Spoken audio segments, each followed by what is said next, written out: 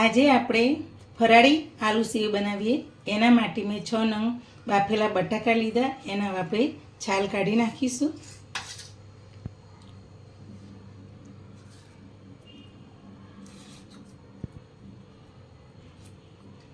આ રીતના બધા બટાકાની આપણે છાલ ઉતારી દઈએ પહેલાં.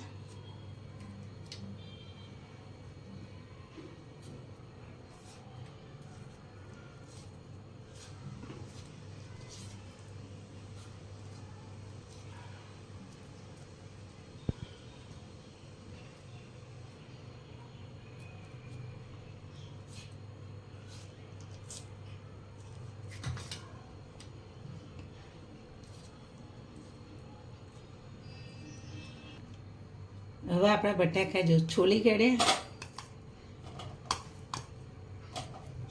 હવે આપણે આવી નાની છીણી લઈ અને બધા બટાકાના રીતના આપણે મેશ કરી દઈશું. આ રીતના છીણી દઈશું. જો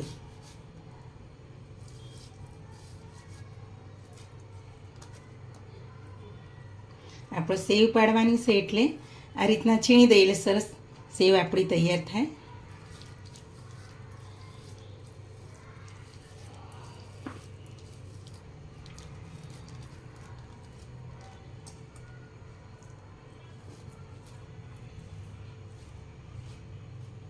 આ રીતના બધા બટાકા આપણે છીણી કાઢીએ. હવે આપણા બટાકા જો સરસ છીણાઈ ગયા. હવે આપણે ફરાળી મીઠું લીધું છે એ સ્વાદ અનુસાર નાખીશું.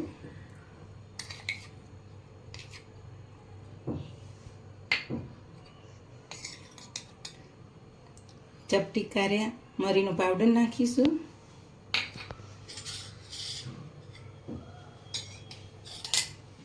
અને આપણે ચપટી ફ્રૂટ કલર નાખીશું. આપણા સેવોનો કલર સારો લાગે આપણે ચણાના લોટ જેવો, એના માટે આપણે ફ્રૂટ કલર નાખીશું. જો તમે ના નાખો તો સ્કીપ કરી શકો છો.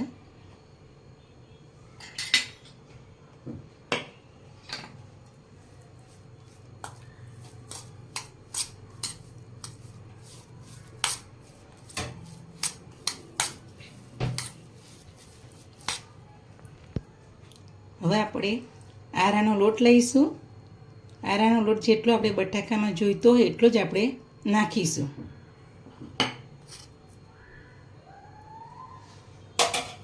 આપણે હાથથી જ મસરીશું આ રીતના અને સરસ લોટ તૈયાર કરીશું. આપણે જેમ સેવો પાડીએ છીએ ને લોટ તૈયાર કરી એ રીતના જ આપણે આ તૈયાર કરવાનો છે ડો.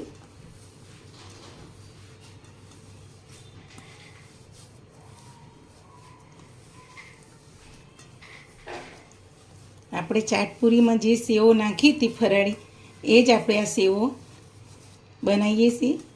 એ મેં ઘેર જ બનાવી હતી પણ એનો વિડીયો હવે આપણે મૂકીશું.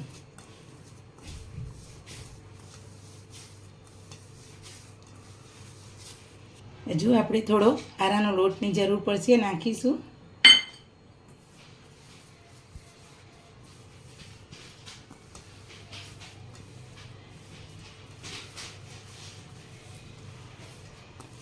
જો ફ્રૂટ કલર તમારે ના નાખવો હોય તો તમે સ્કીપ કરી શકો છો, પણ એના માટે કે આપણે કોઈ પણ ચાટ બનાવીએ ફરાળી તો એમાં સેવોમાં અહીંથી ફ્રૂટ કલર નાખ્યો હોય તો એનો ચાટનો સરસ આમ દેખાવ લાગે, એનો લુક સરસ લાગે. એના માટે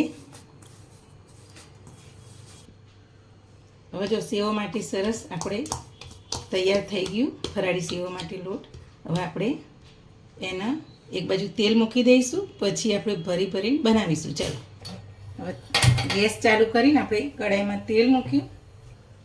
આપણે સેવો ઝીણી જારી જ લેવાની છે કે આપણે ચાટ માટે સેવો તૈયાર કરવાની છે. એના માટે આપણે આવી ઝીણી જારી, તમે મોટી જો પાડવી હોય તો મોટી લેવાની, મેં નાની લીધી છે જો આવા નાના કાણાવાળી. હવે એને આપણે સંચામાં મૂકી દઈશું અને આ રીતના આપણે પેચીને તેલવાળી કરી અને સંચાને લગાવી દઈશું.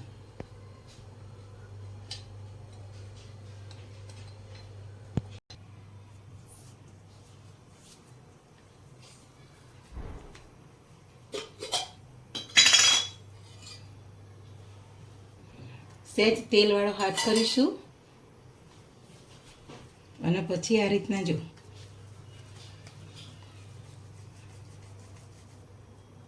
આ રીતે હવે સંચામાં મૂકીશું.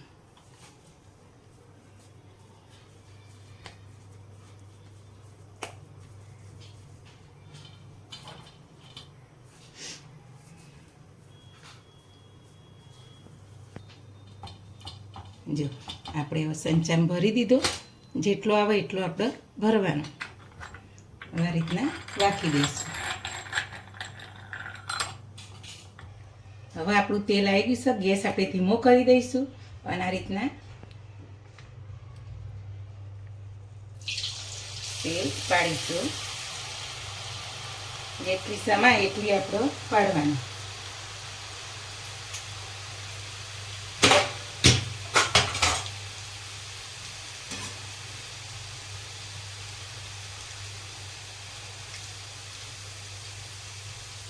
હવે આપણે ફેરવી દઈશું. જો અને ધીમા તાપે જ આપણે તરવા દેવાની છે. નહીં તો પાતળી સેવ હોય એટલે લાલ થઈ જાય. હવે આપણે કાઢી લઈશું. જો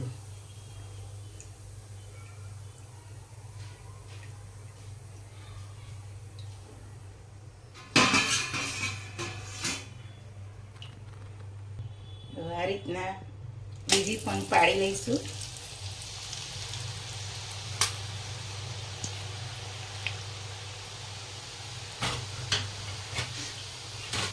સેવ પાડીને તરત આપણે એનો ઝારો નથી અડાડવાનો. થોડી ચડવા દેવાની, પછી જ આપણે એના ફેરવવાની.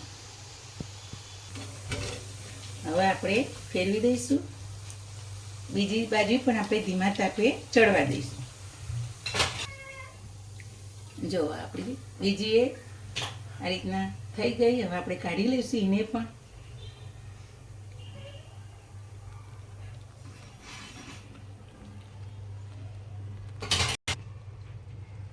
હવે આ રીતના આપણે બધી સેવો પાડી લઈશું. હવે આપણી બધી સેવો તૈયાર થઈ ગઈ. જો હવે આપણે ગેસ બંધ કરી દઈશું અને કાઢી લઈશું. જો